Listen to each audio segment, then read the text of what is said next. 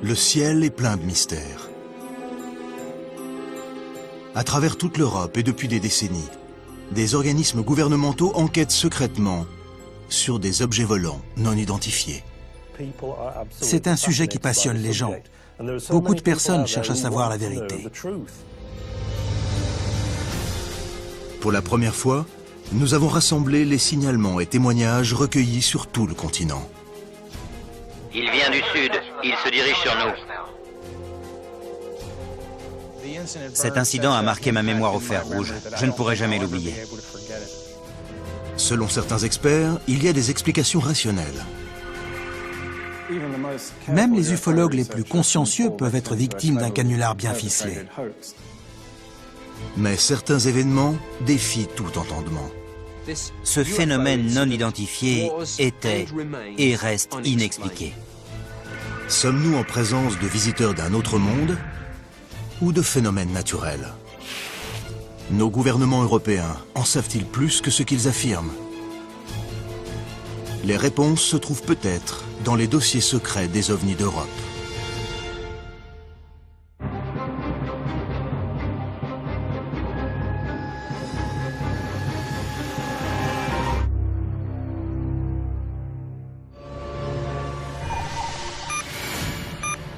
Rendlesham, Angleterre, 26 décembre 1980. Des événements étranges surviennent sur une base militaire américaine hautement sécurisée. Un objet inconnu détecté par radar. De mystérieuses lumières dans la forêt. Et l'étrange expérience vécue par 2 gardes de l'Air Force. Nous sommes tombés sur une clairière où il y avait une lumière vive. Toute la forêt s'est illuminée d'un coup.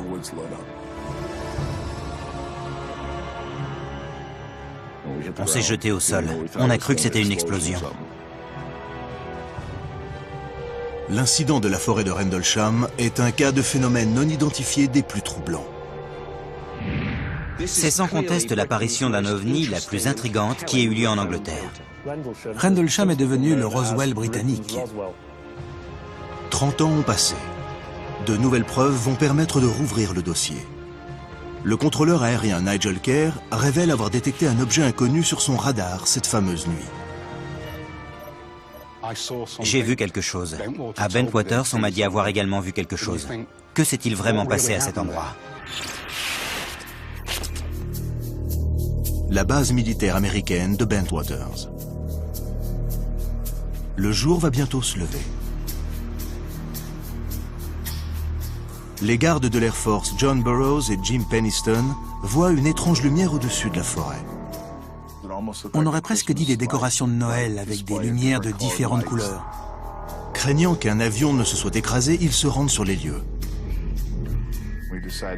On a décidé d'ouvrir la barrière et d'aller voir ce que cela pouvait bien être.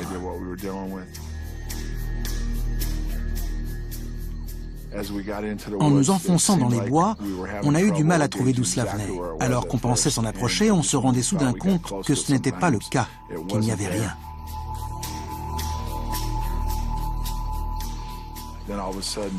Puis nous sommes tombés sur une clairière où il y avait une vive lumière. Toute la forêt s'est illuminée d'un coup. On s'est jeté au sol. On a cru que c'était une explosion. On a compris que ce n'était pas un avion qui s'était écrasé. Nous étions face à une situation inconnue, une menace potentielle pour notre sécurité. Le mystère ne fait que s'épaissir. Quand je me suis relevé, la lumière s'est dissipée et un engin triangulaire est apparu.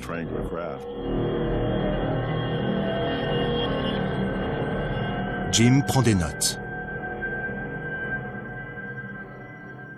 J'ai noté un maximum de détails, à savoir la taille de l'engin et son aspect, noir, brillant, lisse comme du verre.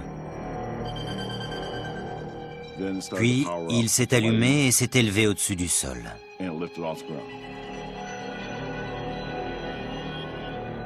La lumière affaiblit et l'engin s'est élevé au-dessus des arbres avant de filer vers la côte.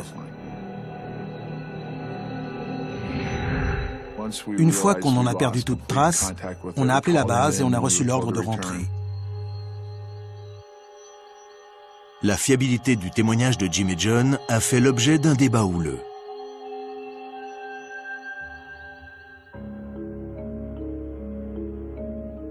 Nick Pope dirigeait le bureau des ovnis au ministère de la Défense britannique dans les années 1990. Pour lui, les antécédents professionnels des deux témoins plaident en leur faveur. Dans la plupart des cas de signalement d'OVNI, il s'agit d'une erreur d'identification d'un phénomène tout à fait ordinaire. Mais quand des soldats hautement entraînés de l'Air Force vous disent qu'ils ont vu un OVNI, soit ils mentent, soit ils hallucinent, soit ce qu'ils ont vu s'est véritablement passé. Tout le monde ne partage pas cet avis. Il y a des incohérences entre les deux témoignages. Seul Jim affirme avoir vu l'objet posé au sol.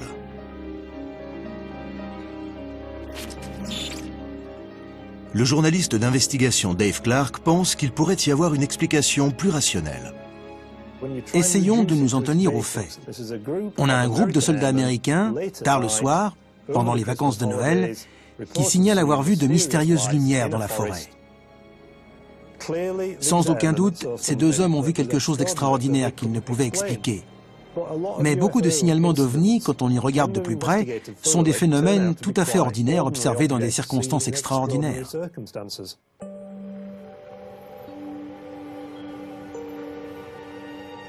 Plus tard ce matin-là, la sécurité de Bentwaters appelle la police.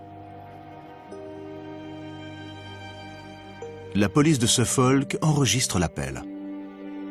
Nous avons reçu un appel des forces de l'ordre de Bentwaters au sujet d'un signalement d'OVNI la nuit dernière. Un agent de police se rend sur les lieux où l'OVNI se serait posé. Au sol, il découvre des traces superficielles.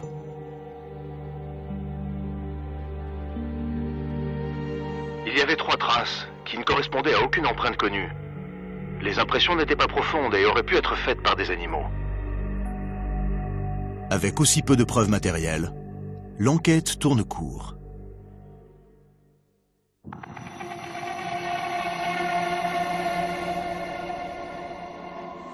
Mais Jim et John ne sont pas les seuls à avoir vu d'étranges lumières dans le ciel ce soir-là. Plusieurs signalements de lumières éblouissantes aperçues dans le ciel cette même nuit vers 2h50 ont été enregistrés à travers tout le sud-est de l'Angleterre. Selon Nigel Henbest, des événements cosmologiques pourraient expliquer ces phénomènes.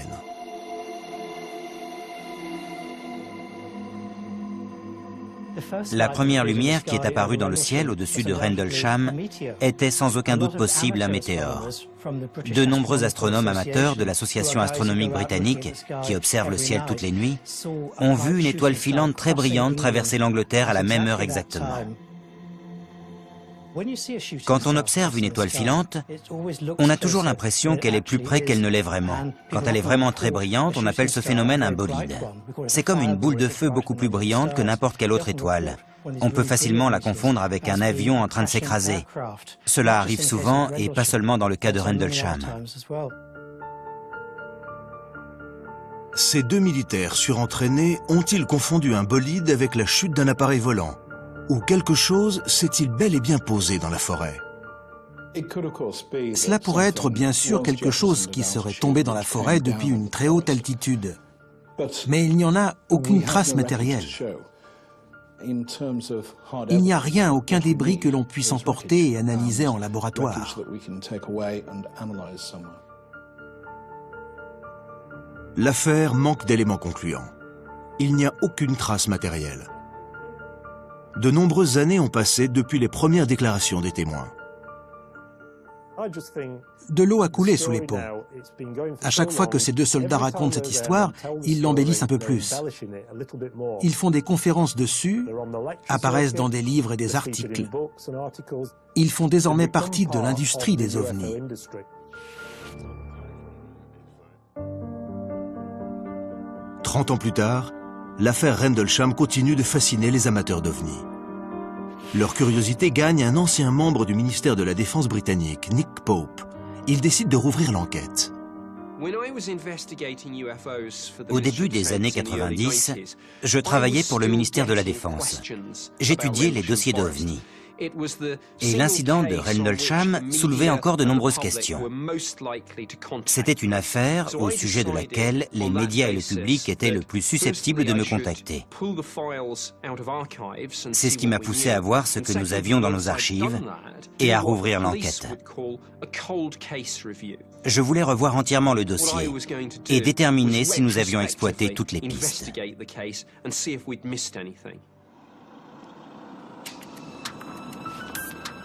Son intérêt pour cette affaire n'a pas faibli au fil des années. Plusieurs décennies après les événements, sa ténacité a poussé un témoin jusqu'à présent inconnu à se déclarer. Nigel Kerr était devant l'écran de radar ce soir-là. C'est la première fois qu'il paraît en public pour faire part de ce qu'il a vu. On était entre Noël et le jour de l'an, une période vraiment très calme. Vers minuit, on a reçu un appel du poste de commande de Bentwaters. Ils avaient aperçu des lumières très brillantes dans le ciel, entre 500 et 1000 pieds d'altitude. Ils voulaient savoir si on voyait quelque chose sur le radar qui pourrait correspondre à ça. Kerr est chargé de contrôler les mouvements aériens militaires de la région. Son écran de radar n'affiche cependant rien d'inhabituel.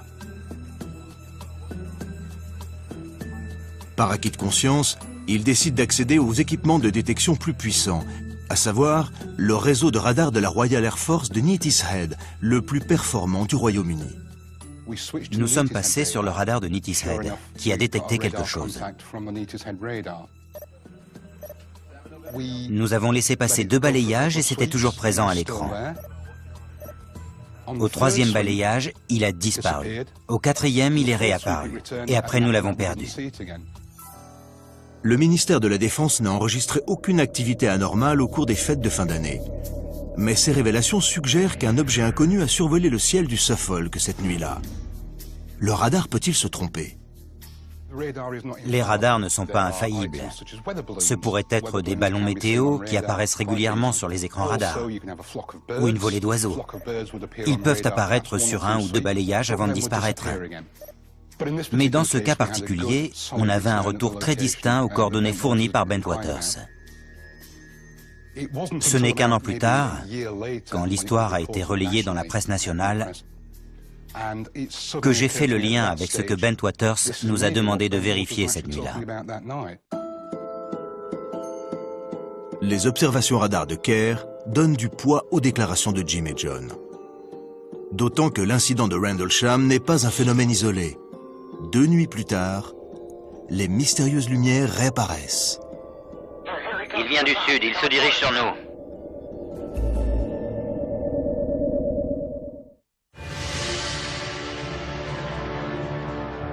« 26 décembre 1980. Des soldats de l'US Air Force voient de mystérieuses lumières. L'un d'eux déclarera avoir vu un engin volant atterrir dans la forêt de Rendlesham en Angleterre.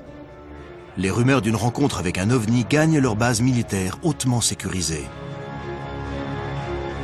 Les autorités sont sceptiques, mais 48 heures plus tard, les mystérieuses lumières réapparaissent. On voit des lumières étranges dans le ciel. Ça vient du sud, il se dirige sur nous. Cette fois, le témoin oculaire est un officier supérieur. Le lieutenant-colonel Holt est allé patrouiller dans la forêt pour faire taire ces rumeurs d'ovnis. Au lieu de cela, il a été lui-même témoin du phénomène. Cet incident a marqué ma mémoire au fer rouge. Je ne pourrai jamais l'oublier.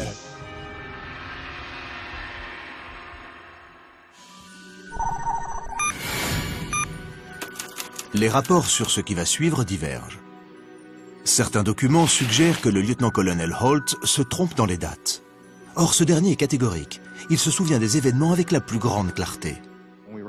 Nous étions à un repas de fête de fin d'année. Nous venions de finir le plat principal quand un agent en service est venu. Il a insisté pour parler au commandant et à moi-même en privé. Il était blanc comme un linge. Il a dit « c'est revenu ».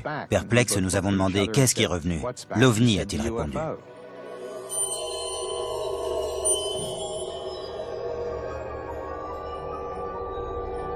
Une chose est sûre, Holt se rend en personne dans la forêt de Rendlesham, déterminé à démystifier cette histoire d'OVNI. J'étais très sceptique, certain qu'il y avait une explication logique. Quand nous sommes arrivés, il y avait 20 à 30 personnes sur place. Ils avaient vu une zone fortement éclairée où un engin aurait atterri. Holt se dirige jusqu'à l'endroit indiqué, où 48 heures plus tôt, un ovni a également été signalé. J'avais un mini-enregistreur audio. Je l'avais toujours sur moi en service. J'ai donc enregistré les moments qui m'ont semblé opportuns. Les événements sont donc bien documentés. Ces enregistrements sont toujours consultables. À environ 45 mètres du point d'impact initial, si je peux l'appeler ainsi, nous avons trouvé une trace d'explosion, ou du moins une zone endommagée. En levant les yeux, on voit une trouée dans la frondaison des arbres. Il y a aussi des branches de pin fraîchement cassées au sol, juste en dessous. Des branches qui étaient à 4 ou 6 mètres de haut. L'ufologue Gary Hazeltine est venu à Rendlesham pour enquêter sur les déclarations de Holt. En atterrissant, l'engin a fait une trouée dans les arbres et a arraché plusieurs branches.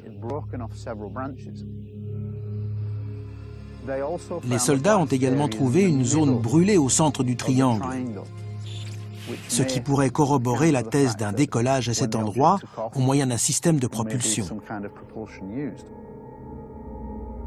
Tandis que l'équipe explore les environs, une lumière vive et mouvante apparaît à travers les arbres. Ils voient une lumière rouge clignotante qui se déplace. Nous sommes restés bouche bée quelques minutes. Une vive lumière rouge se déplaçait entre les arbres. On aurait dit un œil qui clignait. Nous nous sommes approchés, mais il s'est éloigné de nous. Ils suivent cette étrange lumière et débouchent sur une clairière. Le phénomène non identifié est parfaitement visible. Il y a une sorte de lumière rouge bizarre devant nous. Je distingue une lueur jaune dedans. Elle s'approche. Elle vient vers nous. Ça ne fait aucun doute. C'est bizarre. Soudain, deux lumières apparaissent dans le ciel. À environ 10 degrés au-dessus de l'horizon, vers le nord, il y a deux objets étranges qui virevoltent, avec des lumières rouges dessus. Nous sommes restés là, interdits. Je ne savais pas quoi en penser. Est-ce que cela représentait une menace ou est-ce que c'était une tentative de communication, un signal d'alerte? Puis aussi soudainement qu'elle était apparue, la lumière a disparu.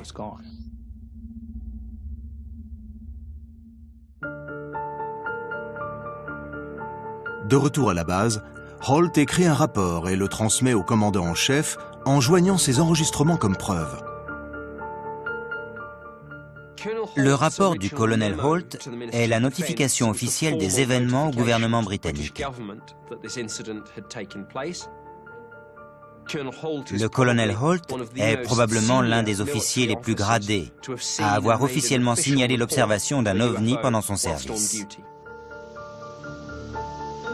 Son grade de commandant adjoint de la base et son scepticisme premier donnent du crédit à l'affaire. Mais tous les gens présents ce soir-là ne corroborent pas ces déclarations.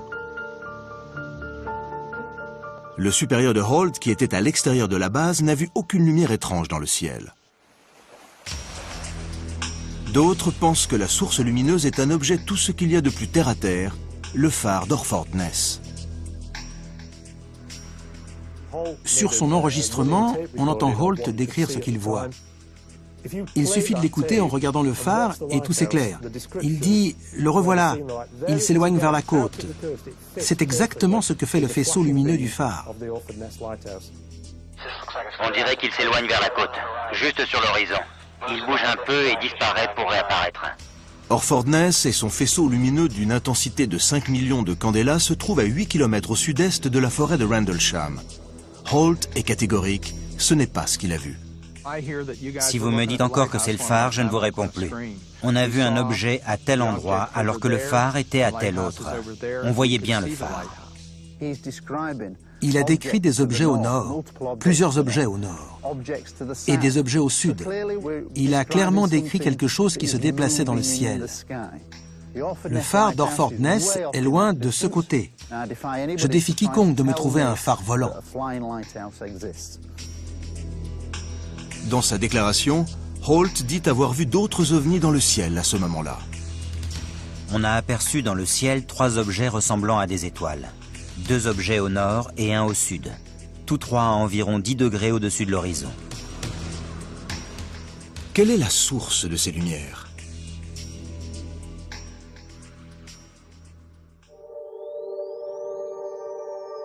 Nigel Henbest suggère une explication. En tant qu'astronome, j'aurais envie de dire que ces lumières qui clignotaient comme des étoiles étaient en fait des étoiles. Sirius, qui est l'étoile la plus brillante dans le ciel, était visible cette nuit-là, à l'endroit exact où la plus vive des lumières a été signalée. Il décrit une lumière clignotante de différentes couleurs, ce qui correspond à la description de Sirius. Selon Henbest, le mouvement décrit dans le rapport de Holt peut également être attribué à Sirius. Il est dit aussi que la lumière descendait graduellement vers l'horizon. Si on vérifie la trajectoire décrite par Sirius ce soir-là, on se rend compte que c'est exactement la même. Pour moi, c'est un rapport très précis sur l'aspect et la trajectoire de Sirius. Environ 20% des observations d'OVNI sont en fait des phénomènes astronomiques.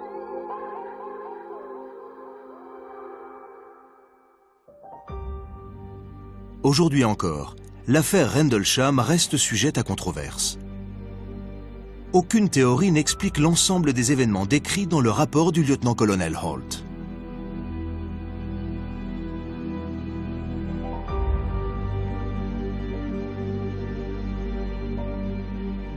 Que ce soit le phare, une étoile très brillante ou autre chose, ce qu'ils ont vu ce soir-là était un objet volant non identifié.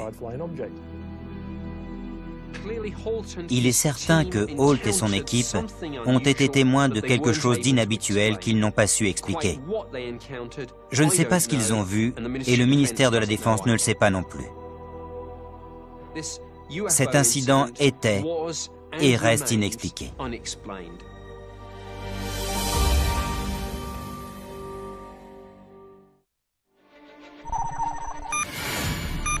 Venise, 17 août 1936. Le signalement de 3 objets volants non identifiés sème la panique au sein de l'armée de l'air italienne.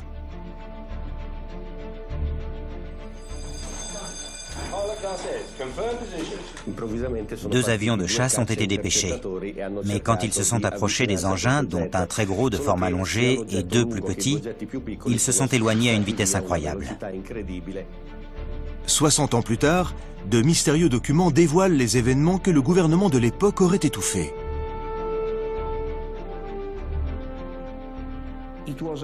Mussolini en personne a donné l'ordre de ne pas en parler. Un groupe de recherche secret est fondé, chapeauté par le dictateur italien. Si ces engins existaient vraiment, on imagine l'intérêt que cela pouvait présenter pour Mussolini.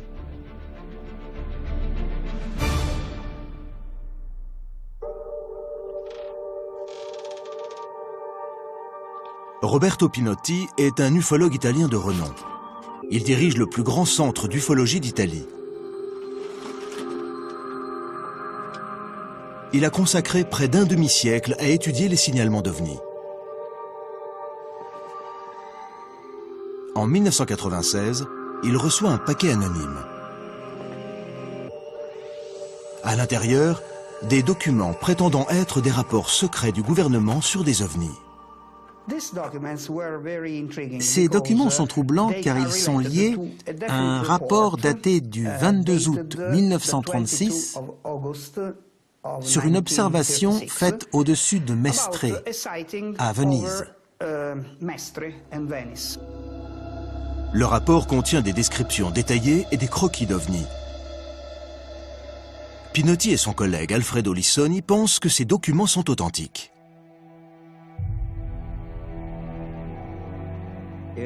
C'était la mi-journée. Il y avait une bonne visibilité. Soudainement, au-dessus de Venise, près de Mestre, est apparu un objet étrange.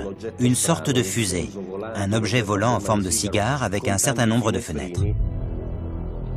L'appareil qui survole le ciel vénitien est énorme. Les documents rapportent les observations détaillées des témoins. Il y avait plusieurs hublots. 4 au moins étaient visibles le long de l'engin. L'objet a laissé une sorte de fumée dans son sillage. Soudain, l'OVNI s'ouvre à une extrémité et 2 objets plus petits en sortent. Le rapport décrit les 2 objets sortant de l'engin en forme de cigare comme étant des objets métalliques, ayant la silhouette de Saturne avec ses anneaux. Il y a 3 appareils non identifiés dans l'espace aérien italien. L'armée répond rapidement. L'armée de l'air italienne a été alertée et 2 avions de chasse ont été dépêchés pour intercepter cet objet inconnu. À leur approche, l'appareil allongé et les 2 petites sphères se sont éloignés à une vitesse très rapide.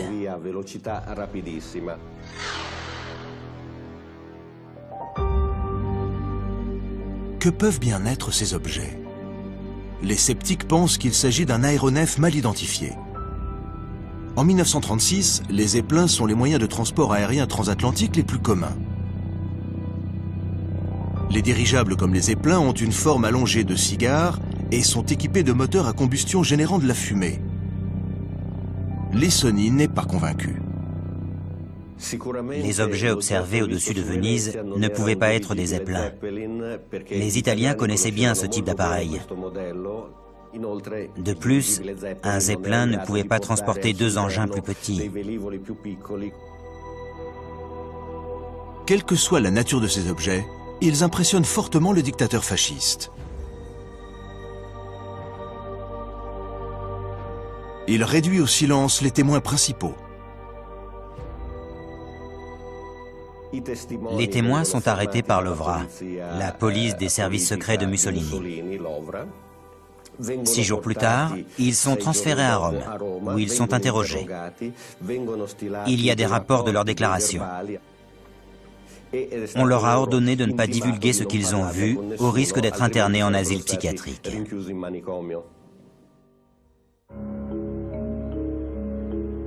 Que craignait vraiment Mussolini? L'ancien membre du ministère de la Défense britannique Nick Pope pense que c'est lié au contexte politique de l'époque.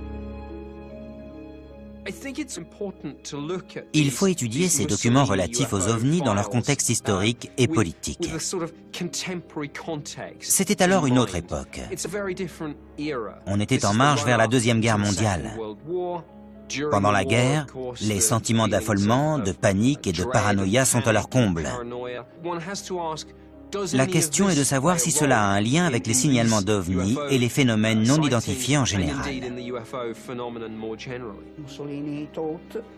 Mussolini pensait que ces soi-disant véhicules volants non conventionnels, selon la terminologie employée par les fascistes,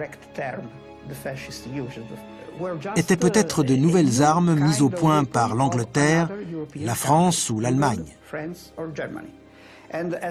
D'après ce que nous savons, il les suspectait d'être de fabrication allemande.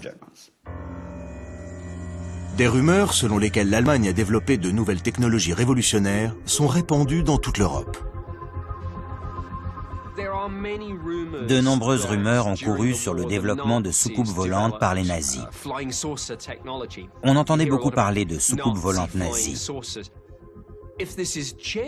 Si ces rumeurs étaient vérifiées, on comprend aisément en quoi cela intéressait Mussolini.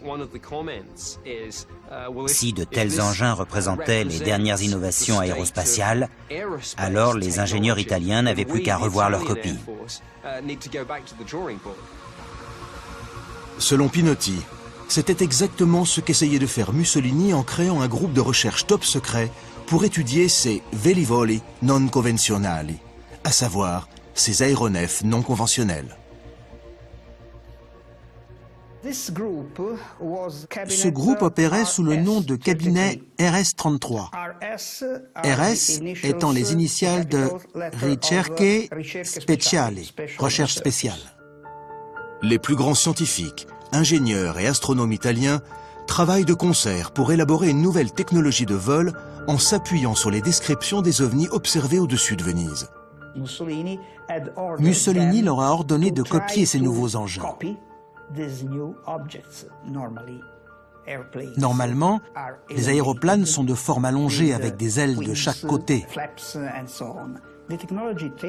La technologie qu'ils essaient de développer mise au contraire sur des ailes de forme cuboïde ou tournante. En d'autres mots, ils essayaient de mettre au point des avions ronds. Si cela est authentique, les directives du gouvernement italien jettent un éclairage nouveau sur l'histoire des ovnis et en deviennent le premier signalement officiel. Jusqu'à présent, la naissance de l'ufologie est communément datée de la fin des années 1940, avec des événements comme ceux de Roswell. Les dossiers d'OVNI datant de l'ère de Mussolini sont très intéressants. Car s'ils s'avèrent authentiques, cela réécrirait toute l'histoire moderne des phénomènes ufologiques. Les premiers signalements de soucoupes volantes ne remontaient jusqu'à présent qu'en 1947. Si on apprend de sources sûres que Mussolini s'y intéressait déjà dans les années 30, cela revisiterait toute l'histoire des ovnis. C'est une histoire extraordinaire. Est-elle seulement vraie? L'auteur et ufologue britannique Mark Pilkington est venu enquêter à Venise.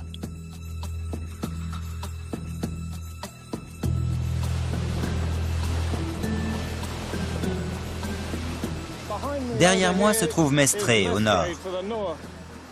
Selon les documents de Pinotti, c'est ici que l'OVNI a été signalé. À cette époque, Mestre était une localité résidentielle très calme. Pilkington a bien étudié les documents rapportant les événements qui seraient survenus en 1936. J'ai avec moi les copies des documents originaux de Pinotti pour essayer de voir sur place ce qui est décrit. Le problème, c'est que je m'arrête aux documents eux-mêmes. Je ne suis pas convaincu de leur authenticité. Même les ufologues les plus consciencieux peuvent être victimes d'un canular bien ficelé. Cette éventualité n'a cependant pas échappé à Pinotti et Lissoni. Quand nous avons reçu ces documents en 1996, nous avons tout de suite pensé à un canular. Mais par curiosité, nous avons procédé à une vérification. Nous les avons fait authentifier par un laboratoire. Le papier a été analysé et les résultats des analyses ont prouvé que tout était authentique. Pour Pilkington, il reste des questions en suspens. Ce qui éveille le plus mes soupçons, c'est le contexte et la façon dont ils ont été reçus. C'était un dépôt anonyme, ce qui veut dire que Pinotti n'a aucun moyen de vérifier ses sources. Et ce que je trouve le plus significatif, c'est le moment choisi pour dévoiler ces documents, à savoir en 1996. C'est précisément à cette époque que les ovnis connaissent un regain d'intérêt, après être tombés en désuétude pendant une vingtaine d'années. Puis, il y a eu le succès de la série X-Files et la soi-disant autopsie de l'extraterrestre de Roswell. À travers le monde entier, les gens s'intéressaient aux ovnis. Certains en ont profité pour se faire beaucoup d'argent. Aucune référence au signalement de l'OVNI au-dessus de Mestre ou à un groupe de recherche secret n'a été trouvée dans les archives italiennes et internationales. Toute l'affaire repose sur la validité des documents remis anonymement à Pinotti. Pinotti est absolument convaincu de leur authenticité et affirme les avoir fait vérifier par un spécialiste des archives qui aurait confirmé leur datation. Mais il est loin de faire l'unanimité dans la communauté des ufologues italiens. Aucune référence au signalement de l'OVNI au-dessus de Mestre ou à un groupe de recherche secret n'a été trouvée dans les archives italiennes et internationales. Toute l'affaire repose sur la validité des documents remis anonymement à Pinotti. Pinotti est absolument convaincu de leur authenticité et affirme les avoir fait vérifier par un spécialiste des archives qui aurait confirmé leur datation. Pilkington est d'autant plus sceptique que Pinotti est peu disposé à soumettre les documents à de nouvelles analyses. Des documents susceptibles de réécrire l'histoire devraient être examinés par plusieurs analystes indépendants et non par une seule personne. Il y a une grande controverse à ce sujet.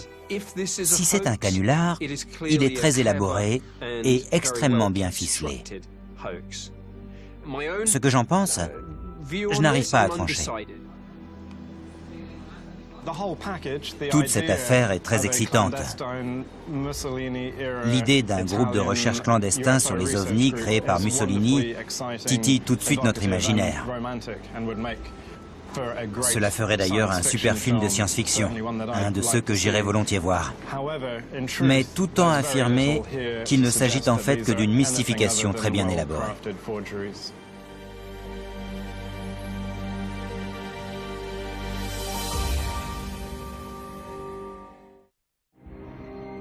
En plein cœur de la Suède, le 15 septembre 1952.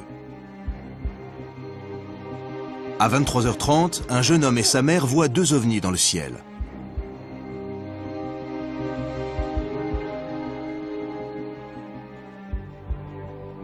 Suite à leur signalement, le ministère de la Défense suédois mène une enquête complète.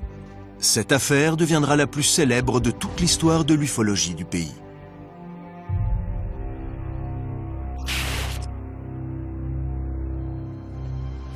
Klaus Svan est journaliste et président de l'AFU qui rassemble les archives d'ufologie les plus conséquentes du monde. Il a consacré de nombreuses années à étudier les documents émis par le gouvernement suédois. La photo prise par Niels Frost dans les environs de Mora est probablement la photo d'OVNI la plus étudiée de Suède. Elle est d'autant plus intéressante que les militaires n'ont pas réussi à identifier ce que c'était.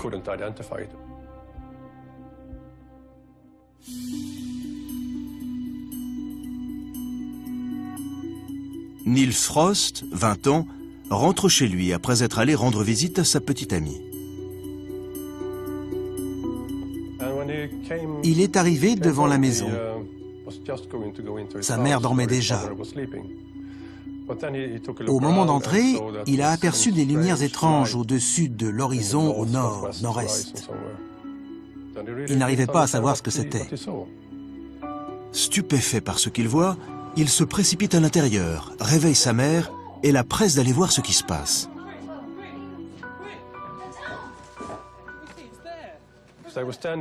Ils se sont tenus sur le pas de la porte pour regarder cette lumière se déplacer lentement dans le ciel. Puis ils ont vu une deuxième lumière plus petite venir à la suite de la première. Niels a déclaré qu'elle faisait environ 15 cm de diamètre. D'après l'angle et la distance au loin, ce devait être quelque chose de très gros. Il illuminait les nuages. Ce devait être une source de lumière très puissante. Cet incident n'aurait certainement pas été pris au sérieux par les autorités si Niels n'avait pas eu la présence d'esprit de prendre des photos. Il a pris 2 photos de cette mystérieuse lumière. Et on voit ici un peu plus bas une deuxième lumière plus petite. Sur ce cliché, on voit bien la ligne des arbres. L'objet se trouve juste au-dessus. Ces photos ont déconcerté les chercheurs plusieurs décennies durant. Eva Bernhardsdotter est chercheuse à l'agence suédoise de défense. Elle sait que l'armée a pris cette affaire très au sérieux. Les forces armées suédoises ont contacté un certain nombre de personnes pour essayer d'identifier la source de ce phénomène. Des scientifiques de renom ont examiné ces photos et ont déclaré qu'il était impossible d'identifier la source de cette lumière. La plus grosse devait être très intense, beaucoup plus intense que la lumière de la Lune. Elle a même probablement endommagé la pellicule. Ils ont examiné le négatif. En son centre, il y a eu une telle surexposition que la pellicule a presque brûlé. Mais l'expert en photographie Paul Ellis est sceptique. Il doute que la source lumineuse ait pu détériorer le négatif. Il est très peu probable que cette source de lumière ait pu endommager la pellicule photo. Je suis allé dans le cercle arctique et l'on y voit d'étranges lumières dans le ciel. Pas seulement les lumières du pôle, mais d'autres lumières vraiment inhabituelles. Quelle est donc la nature de cette lumière si vive? Les militaires de l'époque ont un moment pensé qu'il pouvait s'agir de foudre en boule, un phénomène météorologique rarissime. La foudre en boule est un phénomène très mystérieux. De nombreuses personnes, dont des scientifiques, ont signalé en avoir vu, et ce depuis plusieurs siècles. On la décrit comme une lumière très vive, rouge, jaune, bleue ou blanche. Une boule de lumière électrique de quelques centimètres de diamètre à 1 mètre environ. Est-ce ce que Niels Frost a vu? Le ministère de la Défense suédois fait appel à Hannes Alfvén, un physicien qui recevra plus tard un prix Nobel. Le professeur Alfvén a affirmé qu'il ne s'agissait pas du phénomène de foudre en boule. L'armée a donc exclu la thèse de la foudre en boule. Je serais plutôt d'accord avec eux. Ces lumières sont restées trop longtemps dans le ciel et elles ne ressemblaient pas à de la foudre en boule. Voici la conclusion du professeur Alfvén. Ce phénomène lumineux ne ressemble à rien de ce que nous avons vu ou expérimenté jusqu'à présent. Les enquêteurs vont alors porter leur attention sur la fiabilité du témoin. Serait-ce un canular? Klaus Svan a interviewé Niels Frost dans les années 1980, juste avant la mort de ce dernier. Niels Frost m'a accordé un entretien en 1987. C'était un homme très doux et très discret. Il ne voulait pas voir son nom dans les journaux. À aucun moment je n'ai pensé que Niels Frost a pu monter un canular. La présence de sa mère au moment des faits complique toute mise en scène. Mais alors, qu'a donc photographié Niels Frost en cette froide nuit de septembre? Une dernière théorie suggère que ces objets n'étaient pas de ce monde. En général, les gens n'ont pas l'habitude de voir les planètes dans le ciel. Si vous n'êtes pas vous-même un astronome et que vous êtes dans un endroit isolé dans la montagne, dans la forêt ou près d'un lac, loin de tout, et que vous apercevez une vive lumière dans le ciel, cela va vous surprendre, parce que vous n'avez pas l'habitude d'observer les planètes. C'est donc normal d'être stupéfait, voire effrayé. Intrigués par le signalement de Frost, des gens se sont demandé s'il ne pouvait pas s'agir d'un alignement de la Lune et de la planète Jupiter. Il y a une explication au fait que les habitants des régions nordiques confondent plus souvent des planètes avec des ovnis que les habitants des régions méridionales. Au nord, les planètes décrivent une trajectoire en bande autour de l'horizon. Plus on va au nord, et plus elles apparaîtront proches de l'horizon. Du coup, les gens les remarquent plus aisément. Très peu de gens lèvent la tête pour regarder le ciel au-dessus d'eux. En revanche, le regard se porte naturellement sur la ligne d'horizon, et c'est à ce moment-là que des lumières vives peuvent être prises pour des ovnis. En 1952, les experts n'en sont pas si sûrs. L'Observatoire de Stockholm a conclu qu'il ne pouvait pas s'agir d'un phénomène astronomique. L'Observatoire a-t-il pu se tromper? Klaus Svan décide de creuser la question. J'ai essayé de prendre du recul. J'ai élargi mes recherches aux jours qui précédaient et qui ont suivi la date du signalement. Il se trouve que la semaine juste avant, on pouvait observer la Lune et Jupiter à cet endroit précis dans le ciel. Les cartes du ciel montrent que 8 jours avant le signalement de Frost, la Lune et Jupiter étaient très clairement visibles bas sur l'horizon. Si l'on compare les photos prises par Niels Frost et la carte du ciel du 7 septembre 1952, on voit qu'il s'agit probablement de la Lune et de Jupiter. Il arrive que les témoins se trompent de date et d'heure. D'après moi, ces photos ont été prises une semaine plus tôt. Niels Frost est pourtant catégorique sur les dates. Le mystère des photos d'ovnis les plus célèbres de Suède n'a toujours pas été résolu. Si les photos datent d'une semaine plus tôt, alors il s'agissait de la Lune et de Jupiter. Si elles ont vraiment été prises le 15 septembre, Alors je ne sais pas ce que c'est. Ça doit être complètement autre chose.